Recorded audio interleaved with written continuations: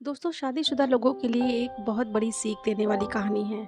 पत्नी ने न जाने ऐसा क्या किया था कि पति ने उसे एक के बाद एक कई थप्पड़ जड़ दिए।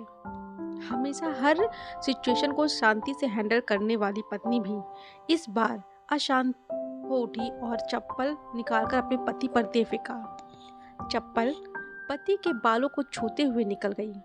ये किस्सा यहीं पर खत्म तो हो सकता था, मगर पति ने इसे अपनी मर्दांगनी का विषय बना लिया था और बात बद से बदतर होती चली गई। रिश्तेदार भी आग में घी का काम कर रहे थे। किसी ने कहा, जो औरत अपने पति को चप्पल मार सकती है वो ना ही तो वफादार हो सकती है और ना ही पतिव्रता। ऐसी औरत परिवार की ही नहीं, पूरे समाज के लिए कलंक होती है।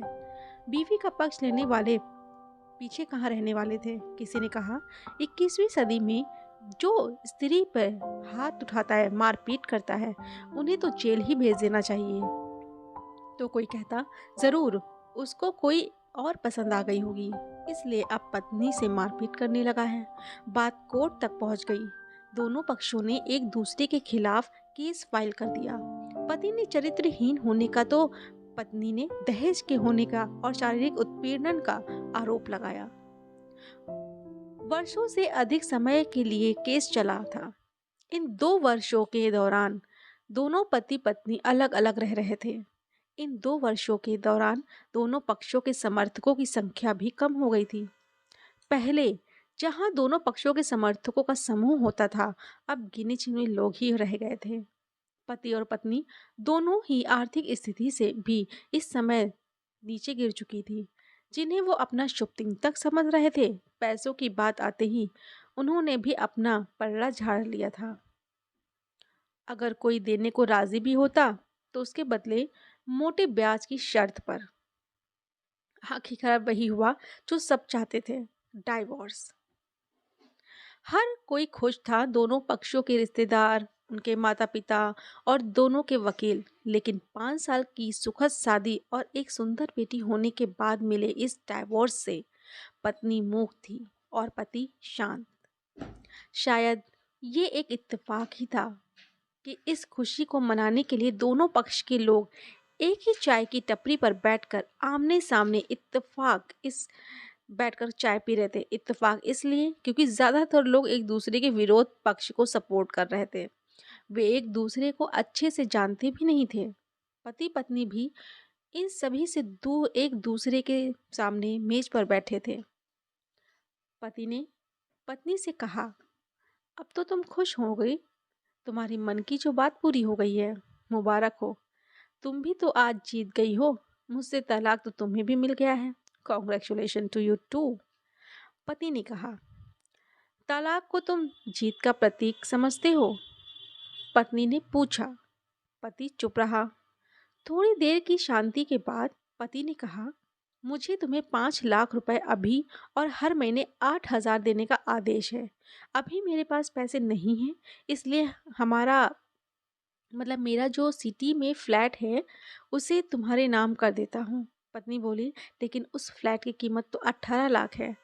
हाँ, लेकिन हमारी बेटी तुम्हारे साथ है और आगे जाके उसके खर्च भी बढ़ेंगे, तुम्हें थोड़ी आसानी होगी।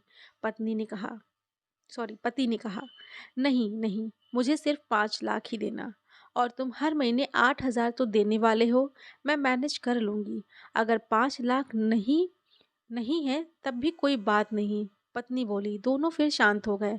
पति सोचने लगा कि कितनी भोली और समझदार है ये औरत, जो कुछ समय पहले मेरी पत्नी थी और अब अनजान।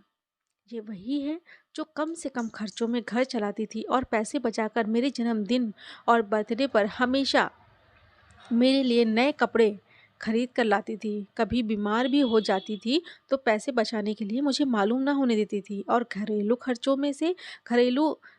में से नुस्खे को अपना इलाज कर लेती थी। मगर घर में से कोई और बीमार होता तो तुरंत डॉक्टर के पास ले जाती थी। मेरी ही मति मारी गई थी।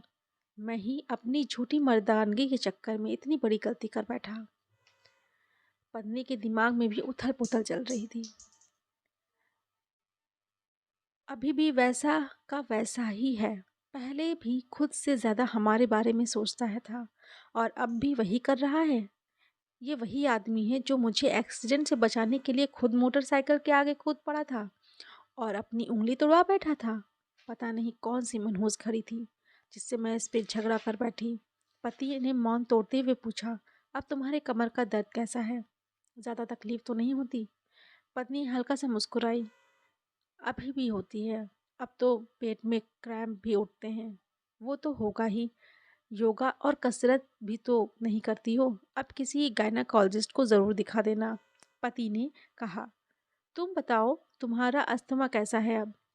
क्या अब भी दौरे पड़ते हैं? पत्नी ने पूछा। हाँ, पड़ते हैं, पहले से ज़्यादा, क्योंकि अक्सर इन्हेलर भूल जाया करता हूँ। याद दिलाने के लिए तुम जो नहीं हो अब, पति बोला। पत्नी के आंख में आंसू आ गए। वो बोली, तुम्हें मेरे चरित्र पर सवाल नहीं उठाना चाहिए थे। तो अगर नहीं उठाते तो शायद ये परिस्थिति ही नहीं आती।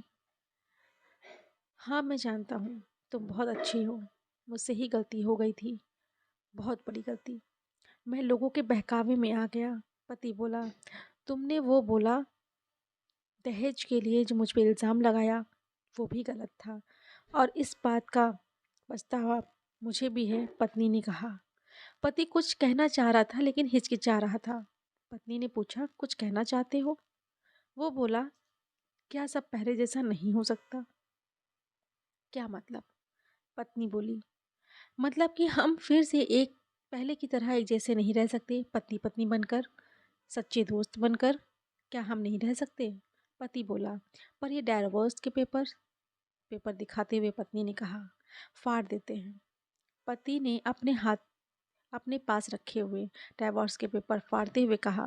पत्नी ने भी अपने पास रखे पेपर को फाड़ दिए। सभी हैरान थे, वकील, रिश्तेदार, माँ बाप। पति पति दोनों ही एक दूसरे के हाथ पकड़कर अपने घर की तरफ चले गए। दोस्तों, ये कहानी उन पर है जो अपने लाइफ पार्टनर पे पूरी तरह से भरोसा नहीं कर पाते हैं और वो दूसरों के बहकावे में आके अपने पार्टनर पे शक करते हैं, छोटी छोटी बात पे झगड़ा करते हैं और ये छोटे छोटे झगड़े बड़े होकर कब एक दूसरे में दूरियां पैदा कर सकते हैं, ये कोई नहीं जानता। इसलिए दूसरों पे ना ही अपने पार्टनर पे भरोसा कीजिए। छोटे छोटे झगड़ों को इग्नोर कीजिए। अगर झगड़े होते भी हैं तो उन्हें दिमाग से सुलझाइए। अगर आपको मेरी ये स्टोरी पसंद आती है तो प्लीज़ मुझे लाइक, कमेंट एंड सब्सक्राइब करना ना भूलिए। Thank you so much.